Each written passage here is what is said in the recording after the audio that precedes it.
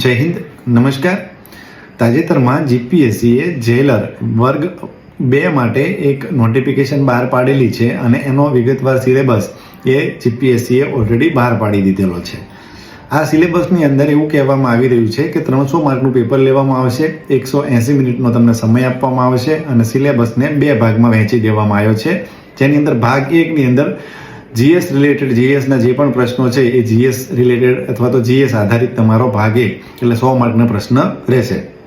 ત્યાં આગળ તમારે કોઈને કંઈ પ્રોબ્લેમ છે નહીં, એ હું પણ જાણું છું અને લોકો પણ જાણી રહ્યા છે. તમારો પ્રોબ્લેમ ક્યાં છે? તો ભાગ 2ની અંદર જે સિલેબસ એ જીપીએસસી દ્વારા આપવામાં આવેલો છે એ કંઈક અટપટો મને લાગી રહ્યો છે અને થોડોક ટફ અને હાર્ડ સિલેબસ એ જીપીએસસી દ્વારા એની માટે મૂકી દેવામાં આવેલો છે.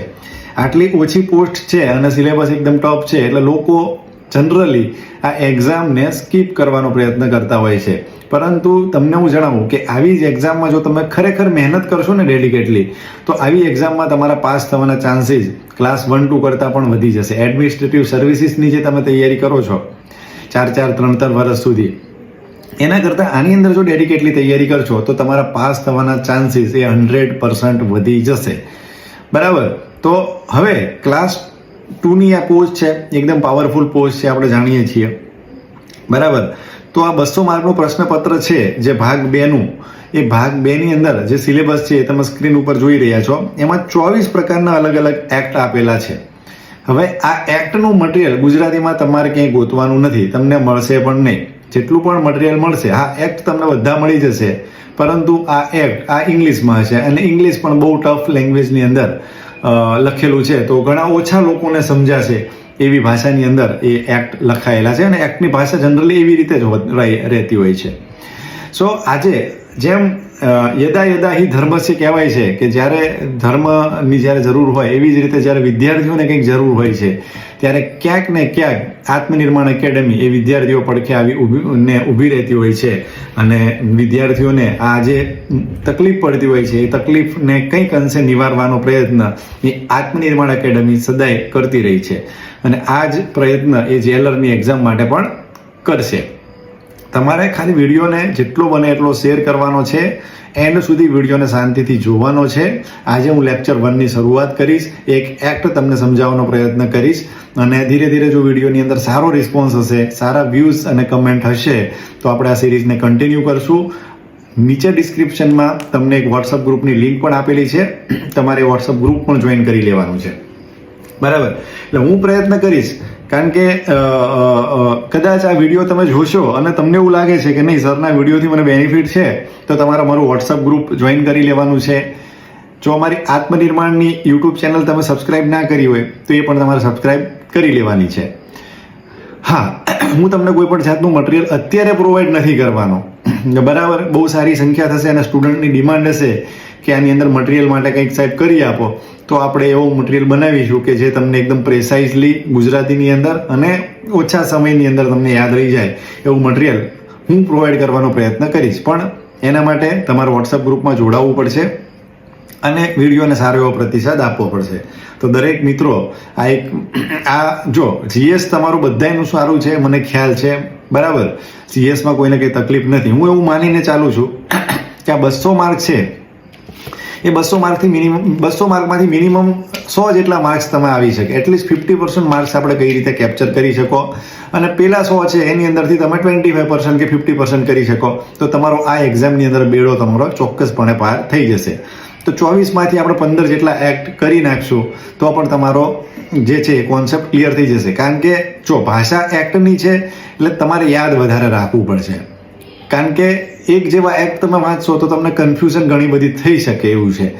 તો જે પણ હું પોઈન્ટ આપું એ તમારે સાથે સાથે ગુજરાતીમાં નોટ કરતું જવાનું છે, એટલે તમારી એક પ્રેસાઇઝલી નોટ બની જાય. બરાબર? તો આપણે આજે એક લેક્ચર ચાલુ કરશું. જો તમને સારો લાગે તો સારો પ્રતિસાદ આપજો, તો આપણે બીજો લેક્ચર લાવીશું, અધરવાઇઝ નહીં લાવીએ. ઓકે, ચલો. અને વોટ્સઅપ ગ્રુપમાં ખાસ જોડાઈ જજો. તો એમાં જો આ સિલેબસની અંદર તમે નજર કરો કે ધ પ્રોટેક્શન 15 નંબરનો કાયદો જુઓ. 15 નંબરનો જે કાયદો છે એની અંદર ધ પ્રોટેક્શન ઓફ, ઓકે, હવે હા પેન બરાબર છે, મને લાગે છે કે દેખાઈ રહ્યું હશે.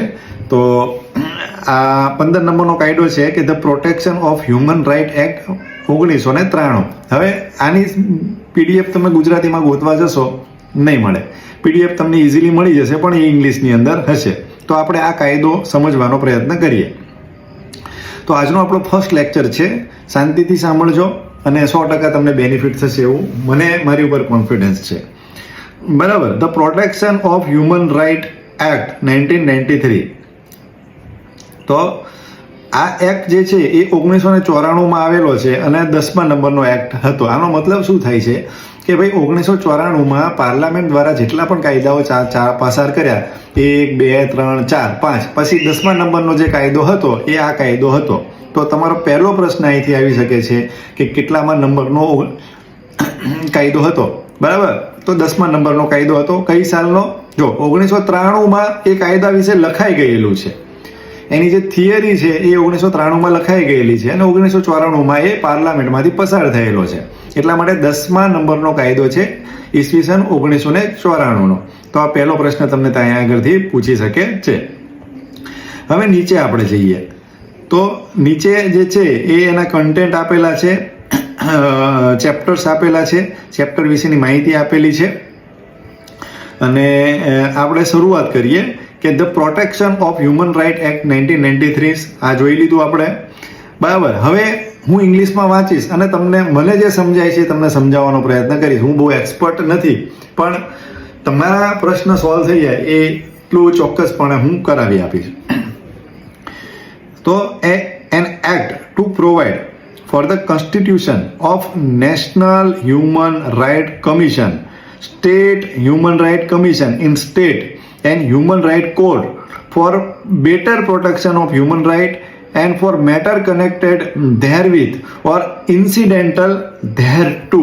આનો મતલબ એવો કહી રહી છે કે ભાઈ આ એક્ટની જરૂરિયાત શું પડી જાય. તો એક તો સૌથી પહેલા છે નેશનલ હ્યુમન રાઇટ, રાષ્ટ્રીય માનવ અધિકાર આયોગની રચના કરવાનો એક ભાગ છે.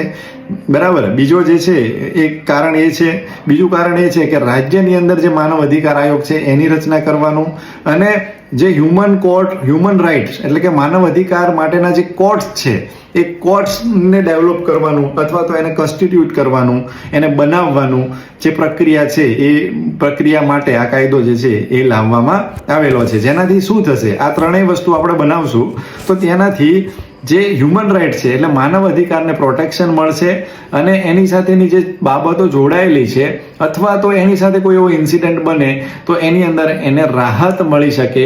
બરાબર. એને આપણે ન્યાય આપી શકીએ. એ જ ઇન્ટેન્શનથી આ કાયદો જે છે એ બનાવવામાં આવેલો છે.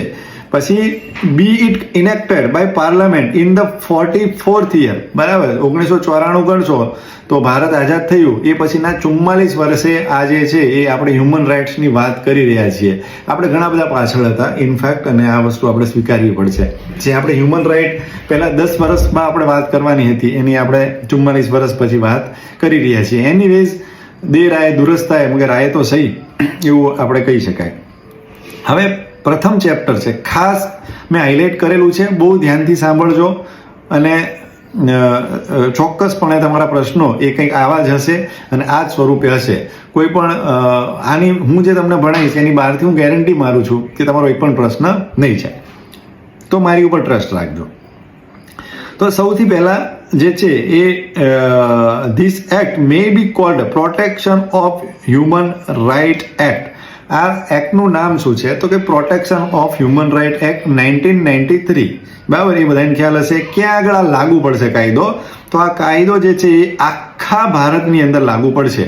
તમને ઓપ્શનમાં આપી દેવામાં આવે કે ધ હ્યુમન રાઇટ એક્ટ 1993 માટે નીચેનામાંથી સાચા જવાબો લખો તો તમને પૂછી શકે કે એ આખા ભારતમાં લાગુ પડી શકે છે અથવા તો આખા ભારતમાં જમ્મુ કાશ્મીર સિવાય લાગુ પડી શકે એમ છે, આખા ભારતમાં જમ્મુ કાશ્મીર અને મિઝોરમ નોર્થ ઇસ્ટના કેટલાક સ્ટેટને બાકાત કરી એ લાગુ પડી શકે એમ છે.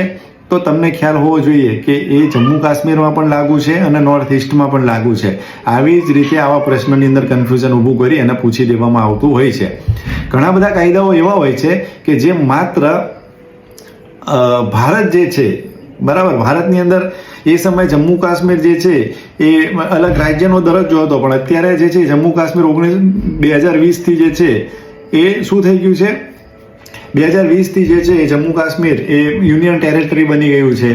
તો પહેલાં જે છે એની પહેલાંની વાત કરીએ તો ઘણા બધા કાયદાઓમાં એવું લખેલું હોય છે કે મતલબ આ કાયદો જે છે એ આખા ભારતમાં લાગુ પડે છે એક્સેપ્ટ જમ્મુ એન્ડ કાશ્મીર, એવું ઘણા બધા કાયદાની અંદર લખેલું છે. ઇવન CRPC ની અંદર પણ લખેલું છે. સો આ હ્યુમન રાઇટ વાળા કેસમાં આવું નથી, એ બધી જગ્યાએ લાગુ પડેલો છે. હવે ક્યારે ફોર્સમાં ક્યારે આવ્યો ભાઈ આ કાયદો જે છે એ પાસાર તો પાડ્યો, પણ એક્ઝેક્ટ કઈ ડેટ હતી કે જે ડેટથી આ કાયદો લાગુ પડ્યો, તો 28 સપ્ટેમ્બર 1993થી આ કાયદો જે છે એ લાગુ પડેલો છે. 28 સપ્ટેમ્બર 1993થી આ કાયદો લાગુ પડેલો છે. હવે આની ડેફિનેશન જોઈ લઈએ. આ કાયદાની અંદર અમુક શબ્દો આપેલા હશે, એ શબ્દોનો મતલબ શું થાય છે એ તમારે જોવું પડે. ત્યારે તમે એ કાયદો ભણશો ત્યારે તમને ખબર પડશે કે આ શબ્દનો મતલબ આ કાયદા માટે આ છે, બરાબર. બીજા કાયદા માટે બીજો હોઈ શકે છે, પરંતુ આ કાયદા માટે આનો મતલબ આ છે. તો સૌથી પહેલી ડેફિનેશન છે ચેરપર્સનની, બહુ જ ઇમ્પોર્ટન્ટ ડેફિનેશન છે, યાદ રાખજો.